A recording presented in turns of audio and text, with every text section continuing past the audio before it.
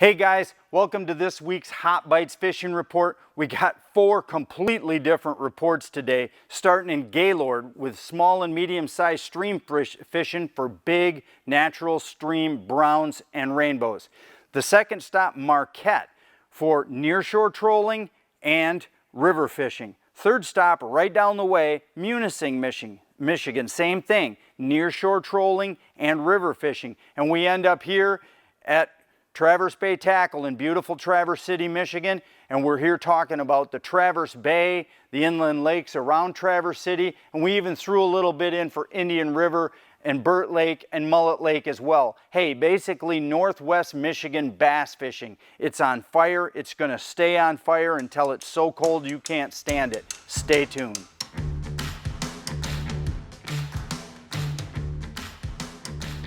We've got an awesome report of an inland stream bite going on at Gaylord and the streams in and around the Gaylord area. Now, if you're into trout fishing in small to medium-sized streams and rivers, this is a great opportunity for you now until all the way up until Christmas. Now, what is that bite? It's big brown trout and native trout that are in these small streams, and there's no real particular streams. Most of you river guys know what streams I'm talking about, and the bite is streamers. You know, these trout have seen a ton of flies recently thrown at them for the last couple of months, and so streamers are starting to really jump in. Now, big or small streamers, that's based on kind of the mood of the fish and the day, and you'll have to bounce back and forth between big and small to see which one they're wanting. I do know this, that the colors are chartreuse or white or natural colors. Now,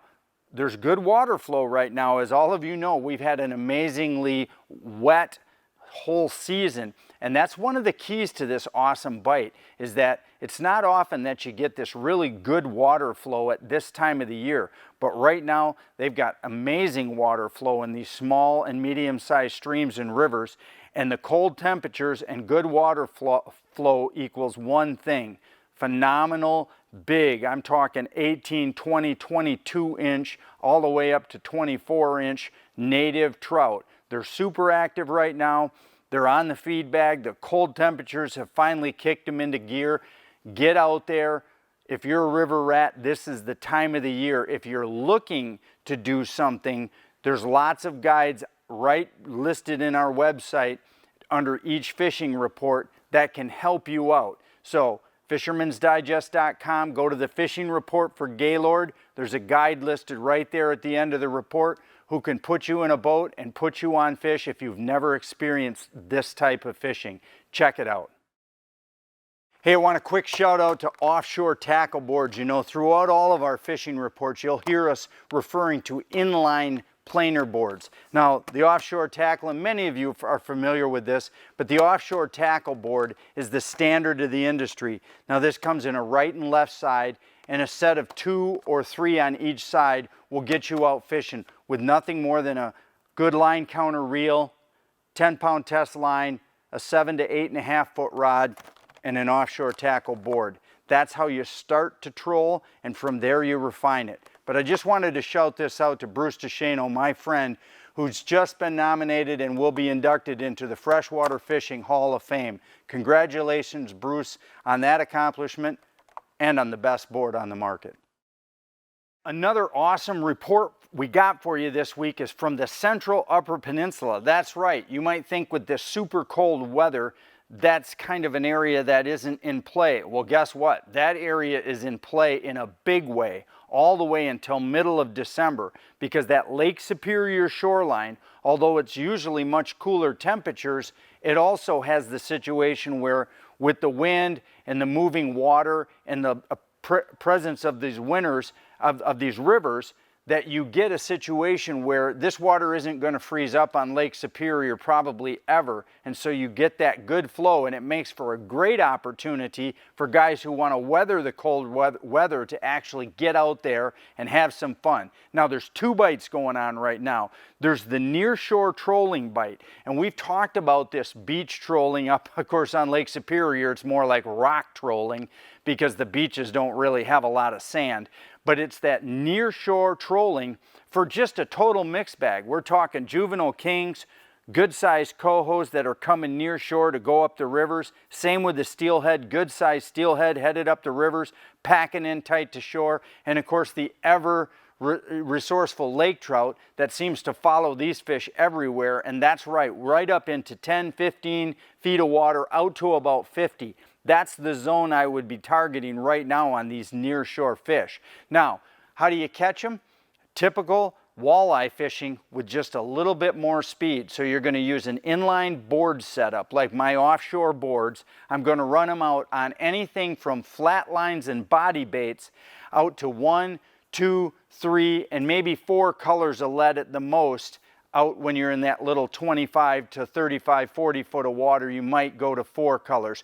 But by putting a spread, get a group of guys together, get 3, 4 guys in the boat with you, set out 8 rods, 4 color, 3 color, 2 color, 1 color, and a set of flat lines, and just troll these depths from 15 to 35, 45 feet, and that's going to get you a lot of fish right now. Now, the areas that you're going to concentrate are just outside of Big Bay Harbor. There's an entire bay there that stays pretty sheltered. Anything south, anything west wind, that Big Bay area has got a lot of sheltered water in it, and you can really fish it effectively. You also, under any type of south wind, you can fish pretty much that whole shoreline outside of Marquette Harbor. Now, that Marquette Harbor is a traditional spot that a lot of guys go because, again, this time of year, things can get a little bit iffy quick, so you got to not get too far from a good, safe harbor. So I'd suggest to you that right outside the Big Bay Harbor, in that protected area, or right near shore, right outside of Marquette Harbor, is 2 great options. Now, if you're looking for river fish, you know, we have an awesome fishery there at the Carp and the Chocolate rivers. Now, those have a really active run of both coho and steelhead right at this time of year. Now, they're going to fish traditional ways. You know, I don't want to go through every presentation that these steelhead guys use, every single report, but you know how it is. It's bobbers and it's flies, it's bobbers and floats, it's casting spinners. You can fish these fish a lot of different ways, but right now is go time for steelhead and coho up there on the Superior shoreline. The Chocolate and the Carp River have got good numbers of fish in both. Check them out. You can also, same thing, go to our website, check out for what guide is in the local area, and then get with them to have them take you on a guided excursion. It's always what I suggest because those guys know those rivers. They'll put you on fish. You'll have a great time. You do that a few times, you may feel confident enough to go yourself and do it, but most people just stick with the guide because it's a long trek. But I'm telling you what, it's worth the travel. These are 2 amazing fisheries. Nearshore rivers, Marquette. Hey, you know, we talk about spot lock a lot on this show, and spot locking is basically doing away with the old conventional anchor and rope system. One of the keys to spot locking is having enough power and the right power to be able to use that all day long, whether you're trolling downwind or whether you're holding in a big wind. I trust Odyssey batteries. You know, I've used a lot of batteries in my career. Odyssey gives me 3 things that I like more than anything else. Max power. I can troll longer or hold longer with my Odysseys than any other battery I've used. The second thing is 100% recovery when I recharge that battery. In other words, there's no loss, there's no memory loss. It goes right back to max full. And the third thing is Odyssey's exclusive 10-year warranty, and can be charged up to 1,000 times and get to that 100% recharge. Odyssey batteries, they're worth the price for me and my boat. Hey, another area just a little ways from Marquette. We just got done talking about Marquette, but Munising has been awesome right now for the last couple weeks, and the same situation at Marquette that we had in Marquette is happening at Munising. Now we've got guys near shore fishing. They're spoon and body bait fishing, and they're trolling. They're trolling between the river and Sand Point. I'm going to say the Ann River and Sand Point. and that's where the best bite's been going on. But again, just like the Marquette report, same type of thing, 2 to 2.5 miles an hour, up to 4 colors of lead, 10 to 45 feet of water, and they're getting a really good number of mixed bag silverfish and trout. Now, if you're looking to do something more laid back, there's a really good bite going on of shoreline and pier fishing as well, right in the Munising area. Now, most of the guys are using pink, blue, orange, or chartreuse colored bags, and they're just spawn bag fishing. And you know how it is. It's really laid back. You make a long cast, you might drag it a little bit, and you just work your baits back in, and it's been really good. You can also cast spoons off these piers, and a lot of times when the fish are really turned on, that can be a very effective way to fish. So just like the Marquette fishery, the Munising fishery is hot and heavy, and it's probably going to stay that way all the way through deer hunting season, or until it gets just so nasty out there that you can't stand it. But whatever you do, be safe, stay in contact and close to a harbor. But if you get the right weather, south wind, light west wind, get out there and try these 2 ports of call, because they have awesome fishing and it's very underutilized. If you're looking for a great, affordable outbuilding for whatever your needs is, check out my friends at Midwest Steel Carports up in Grant, Michigan. They have awesome outbuildings at affordable prices with quality craftsmanship. That's Midwest Steel Carports up in Grant. Check them out online. Now, for our last report of the day, we're going to talk about northern Michigan bass fishing. Now, in the last few days, Chase and I have been out fishing on Burt Lake, on Mullet Lake, and on Traverse Bay, and all 3 of them produced giant smallmouth bass, and that's really my report for this week. This is go time for northern Michigan, northwest Michigan giant bass. They're all over the place. In fact, I had a buddy of mine who the same day we were fishing on mullet and whacking 4 to 6 pounders, he was over on Black and Alpena, and he showed a picture to me of 2 5-pounders. So the bite is on all over northern Michigan, and I'm going to give you some specific presentations of how to do it. Now, you see behind me, we're here on location at Traverse Bay Tackle, right up here in Grawn, Michigan, which is just a little south of Traverse City. They're a great partner of the show. They support us, and what we want to encourage you to do before I continue is, when you're in these local areas, visit stores like this, these small hub stores that have staff that are knowledgeable and can give you all the information you need, stocked with all stuff that catches fish in these locations. So, Traverse City, where are the fish? The fish on the bay are deep.